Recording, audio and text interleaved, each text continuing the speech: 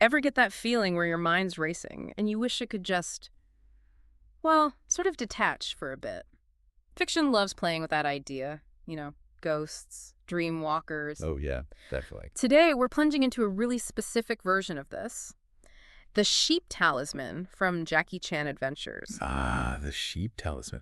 That's a fascinating one. Forget your usual invisibility cloak. This thing grants actual astral projection.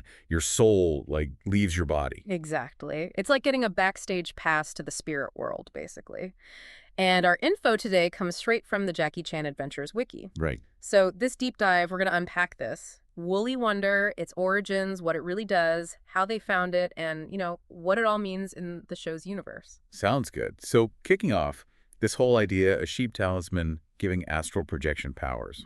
It's pretty specific, isn't it? Where did that connection even come from in this series? Yeah, good question. How does a sheep end up meaning you can leave your body behind? Well, what's really interesting, according to the source material, is the direct link back to Shendu, the main villain. Okay. It details that the sheep talisman's power basically emerged when Lu Pei turned Shendu into that stone statue. Ah, right. It's almost like Shendu's own astral abilities, which he apparently had, got trapped or solidified during that whole petrification process and, well, became the talisman. Huh.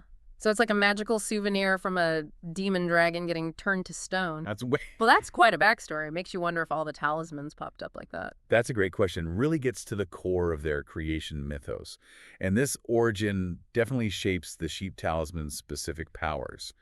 The main one, like we said, is astral projection, letting your soul pop out of your body and wander around as a spirit. So you just pop out? What's that actually like? The wiki says, in this state, you're invisible to normal humans, and get this, you can walk through walls. Ultimate shortcut. Yeah, like being a ghost, but, on purpose. Exactly. It's the ultimate stealth mode. Perfect for spying, obviously. But it goes beyond just being visible. Oh. The talisman also lets the astral form go into other people's dreams. Wait, really? Inside their dreams? Yeah. And in the dream, the spirit form can actually be seen and heard by the dreamer. Whoa, okay, that's where it gets really interesting. Influencing dreams, finding secrets. That's huge. But there's got to be a catch, right? The source mentions something about the dreamer waking up. Right. If the dreamer wakes up while you're in there, boom, you're instantly ejected. So it's not exactly reliable for, long heart-to-hearts in dreamland. A rather abrupt exit, then. Less graceful than floating through walls. Definitely. But that core advantage, the spying aspect, that remains. Imagine the intel you could gather. It's like having your own invisible, ethereal spy. A spooky secret agent. The wiki even mentions, wasn't it Daylon Wong using it to force other people's souls out? Yes, that's a much more aggressive use case. Seriously, that really changes things. It does. The source suggests that might need a bit more know-how, possibly involving chai magic, along with the talisman itself. So maybe there are layers to it we didn't fully see explored. Okay, so sneaky spying, maybe even some soul-snatching potential, sounds pretty powerful. But the downsides.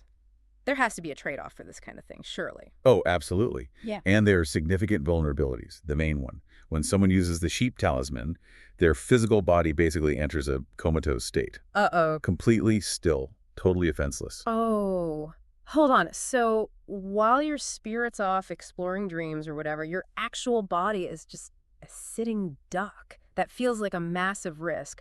Why even include such a huge weakness? Well, dramatically, it's brilliant, isn't it? It creates instant tension. You've got this amazing power, but using it makes you incredibly vulnerable. Characters have to constantly weigh that risk versus reward. Okay, yeah, see that. And it's not just being unconscious. The source is clear. Any physical harm done to that sleeping body, Yeah. the soul feels it immediately upon returning. Oof. So you could float back in expecting peace and just get hit with sudden pain? Precisely. Not exactly risk-free travel. And it gets even more unsettling. The wiki points out that the vacant body is susceptible to possession. Spiritual, even demonic possession. Possession. Oh, that's bad. That's really bad. It is. They give the example of Shendu possessing Jade when her astral form was out, using the dog talisman's immortality nearby. It's a stark warning. Someone else could literally hijack your body. And potentially lock you out. Keep your own spirit from returning. Exactly. Someone else is suddenly driving your life. A truly chilling thought. Yeah, no kidding. And the astral form itself isn't totally safe either, is it? It can be spotted. Right. Certain magical beings or detection spells can perceive the astral form. So much for perfect stealth. Uh-huh. And if they spot the spirit, they might also figure out where the vulnerable body is hidden. It's like a double danger. Man, okay, so this power comes with a serious handle with extreme care label.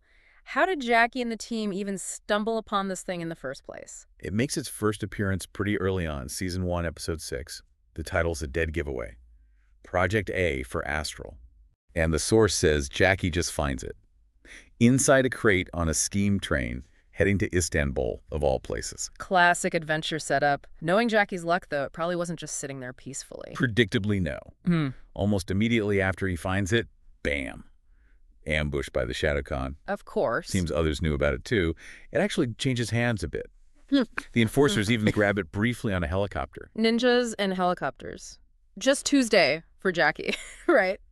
So how does it finally get, used for astral stuff? Well, Jackie eventually gets it back, takes it to Uncle's shop, Yeah. and then, well, guess who can't resist tinkering with a mysterious magical artifact? Oh, no. Yeah. Let me guess. Jade. Yep.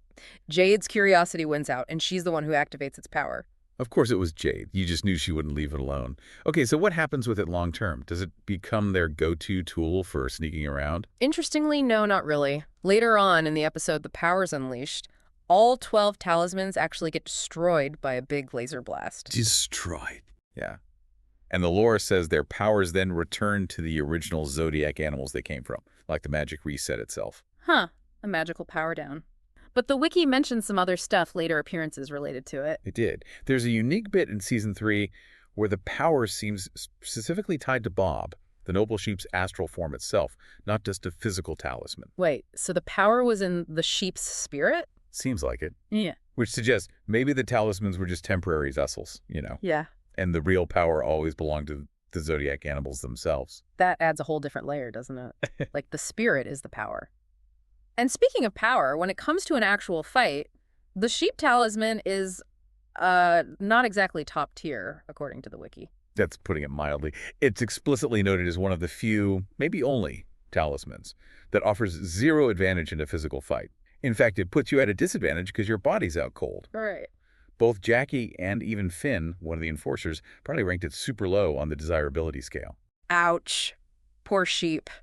Definitely not the powerhouse of the Zodiac. But the wiki tossed in one last weird idea. Using it offensively. Like forcing it on someone to kick their soul out. A Doctor Strange-like tactic, it said. Yeah, it's like a fascinating, though probably pretty risky thought.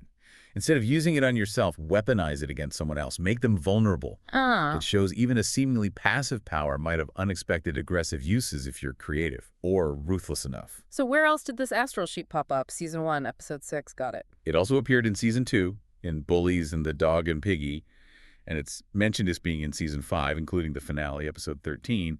Plus, it showed up in some of the comics and video games, too, so it had a presence beyond just those key episodes. Okay, let's pull our own astral selves back together here. The sheep talisman.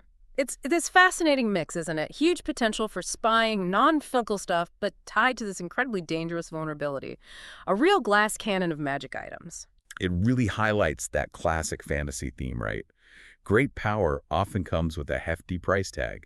Slipping through walls, walking in dreams. Sounds amazing. Until you remember your body is completely helpless. Definitely.